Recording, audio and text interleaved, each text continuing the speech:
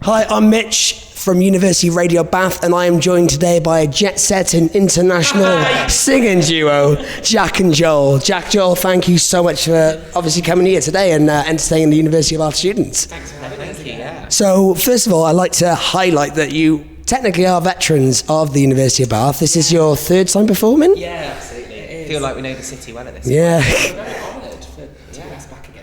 It's lovely. I mean, the crowd love you, so might as well bring them back and give them what they want.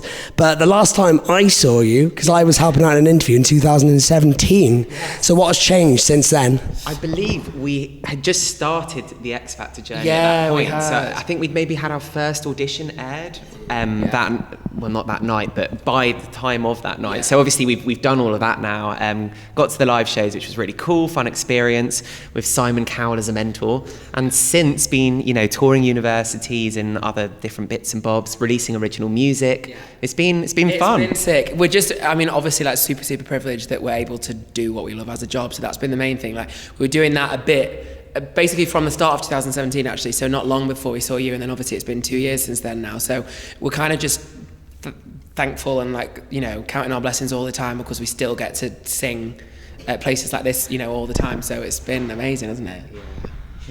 So obviously you said Simon Cowell was your mentor. What was the biggest advice that he gave you as a duo, as a singing, beatboxing duo, guitar playing? Actually, he really did. It was very much the whole time he was trying to help us find where our niche was. And I think at times we still are trying to pinpoint that, but we definitely, I think without that, would be 2 or 3 years behind where we are now. Just because I think a lot of the time we're like, he can beatbox and play guitar and piano and we can harmonise, we can do a cappella and tracks and stuff. And actually we're like, when a listener or a viewer sees you, what do they remember you as? And actually if you're doing a bit too much and spreading yourself too thin, then it's hard to remember exactly what you are. So he obviously, as the business mastermind, is very much like, okay, but what are we going to do with you? Where do you fit? And I still don't think we necessarily have found our exact mould, but we're much closer to it than we were. And I think a large part that's thanks to him. Yeah. And whilst on the X Factor, obviously you would have performed a number of songs for our public pleasure. What was the most challenging for you? Well, we learnt some Spanish, didn't we? We did a mashup in Havana, which we are actually performing tonight. Exclusive.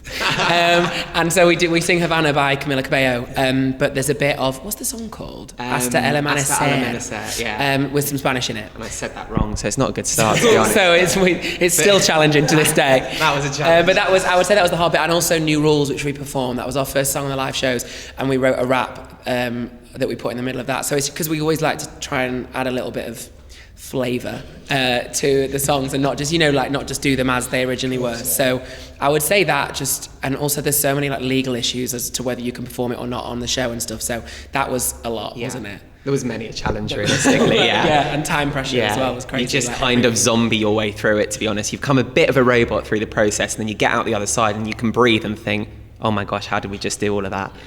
But what an experience as well. So what was your least favourite song then to perform? I think Judges' Houses, actually. We sang Get the Party Started by Pink, which was there were no songs that we were like, oh God, I really regret having done that.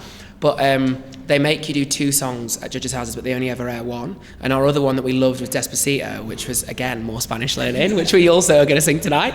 And I think we'd have loved for that to have been the one that got aired, but because they eventually knew they wanted to do a Spanish week at the live shows and stuff, it was all inner politicsy stuff that stopped it from being aired, which is fine, it's part and parcel of the show. But I would say that. I'd agree. Of course. And I was going to say, obviously you were talking about singing Havana by Camila Cabello, vice versa. So if you could collaborate with any artist currently charting in the UK chart, Beyonce straight away. Do you know, so she's my favourite, but I feel like I actually don't know whether I would want to sing with her, because it'd just be like, why?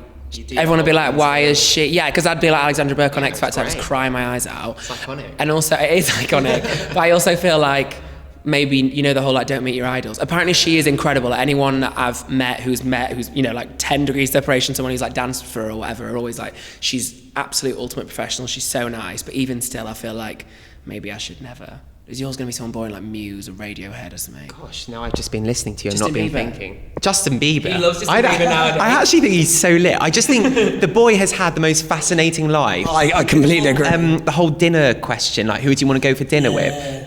would be tempted by Justin Bieber because I want to know what's going on in his head. Oh, me too. Really messed up, to be No, honest. because but- recently he's like literally the last week or two they've got photos of him again like looking normal. Because the last couple of years he's really taken not, a turn. you know, I'd just say maybe perhaps slightly less of a heartthrob than his former days. It's, as soon as he ditched Selena Gomez, that's what... Right? And now he's married to Hailey Baldwin, and I think they're both then. I don't like to pass judgment on other people's relationships. We'll leave it there.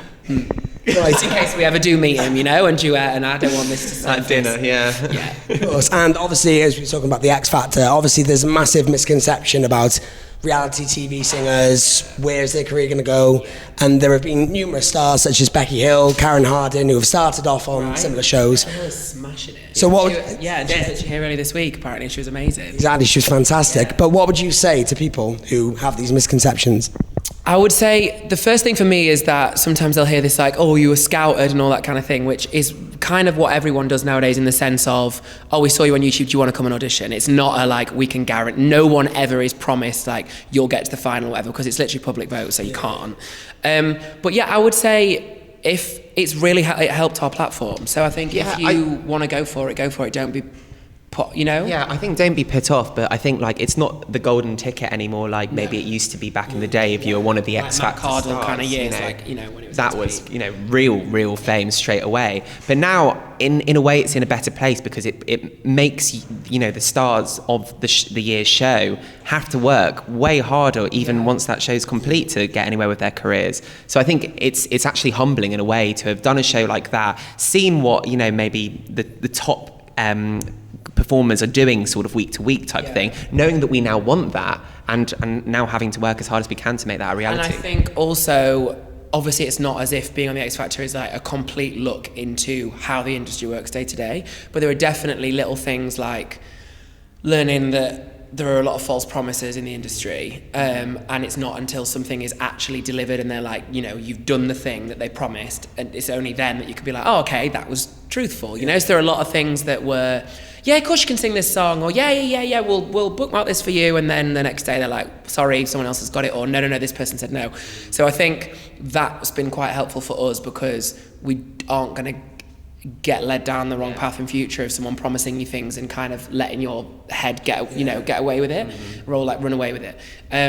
So I think that's been quite helpful. But yeah, I would say like it's either way. Like if you don't get on a show like that, there's still a million ways. You know, as much as the market is quite saturated, the fact that things like YouTube and whatever else exists is so good.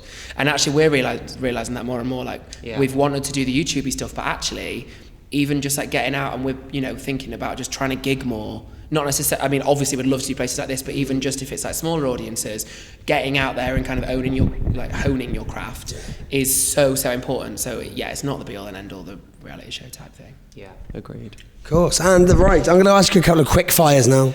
So it's always the most difficult part of the interview because I like to put people on the spot. Right, so how'd you have your tea? Iced. What? Milk, no sugar? I don't have tea though. Iced? How'd you have your coffee then? Oh, coffee, oat milk cappuccino or a coconut milk latte, iced latte. I don't get the whole coconut milk thing. So coconut's nice in iced. Right. It's not that nice in normal. Like a hot, oat's the best in a hot. Dairy milk doesn't sit that well with me anymore. I might have to try oat milk. I might have to try that. Oat milk cappuccino, honestly, is like quite tasty. More grit in it. Hopefully not, but I see where you're coming from. Okay, one food to live off for the rest of your life. Fish and chips. Sushi. If I had to pick between you two, fish and chips. Obviously, really? Yes. Salt and vinegar? Yeah, loads. Not too much salt, loads of vinegar, and like 3 cans of mushy peas. I could put mushy peas on anything. Cereal and mushy peas, I reckon I could manage. It's just not a sustainable life. Fish and chips. Peas are well all healthy. the time. Sushi all the time. Yeah, it's just light. Sticky white rice, you get bored. Anyway. Love it. Right, who'd win in the fight? Simon Cowell or Louis Walsh? Louis Walsh, he played. Louis Walsh, oh my god. Simon would fall over. Not what he's like on Louis TV. is so amazing. Honestly, backstage, Louis is so banter. Like, he's brilliant. He was our fave, actually, I he's an think. icon. Yeah. Right, favourite biscuit? Ooh, you go. Bourbon. Bourbon? What do you say? It's Bourbon. Bourbon. No. Would you like some Bovril? In London, I think we say Bourbon. No. No, you've obviously never spoken to anyone about a bourbon. My family say bourbon. That's like being like, oh yeah, fish and chips. Like now it's I'm just questioning weird. myself, but that was my Sushi. natural reaction. No, I'm sticking with my answer. I'm still struggling with mine. In all Fox's biscuit. Fox's biscuit. In all fairness, yesterday Philip George said bourbon. Really? Like you. Bourbon. So he was wrong. So he was right. And Tough Love, chocolate hobnobs. Fun fact. Do you know actually, chocolate hobnobs are up there. And I mean, I love the biscuit debate. I mean, it's a massive question that needs to be answered. Then it gets onto like, what is a biscuit? Because some people say stuff that's not a bicky, and you're like, well, that's a wafer. Pink wafers, some people, you know, like where do you draw the line? That onto the biscuit Because category. what else is it? And then you get onto some people say some cakes. Oh, well, there's a whole thing about tax and that. I mean, let's not go into it. Oh, because cakes get taxed and bickies don't. So some biscuit companies advertise themselves as cake. Or Oh, the other way around. Which Yeah. but yeah. Interesting. Fun facts for you guys. This is what we do. And final question: if you, we can carry on talking about it if you want. No, I mean the quickfire. I don't know what you playing at. I was like, I that's was a enjoying question. the tax thing, but yeah. Right. Okay. So if you were stuck on a desert island and all you had was a record player, what one record would you choose to listen to for the rest of your life? Record an album, a whole album or a song. One song, single. A record is an album, no? No, but we're thinking exclusive EP.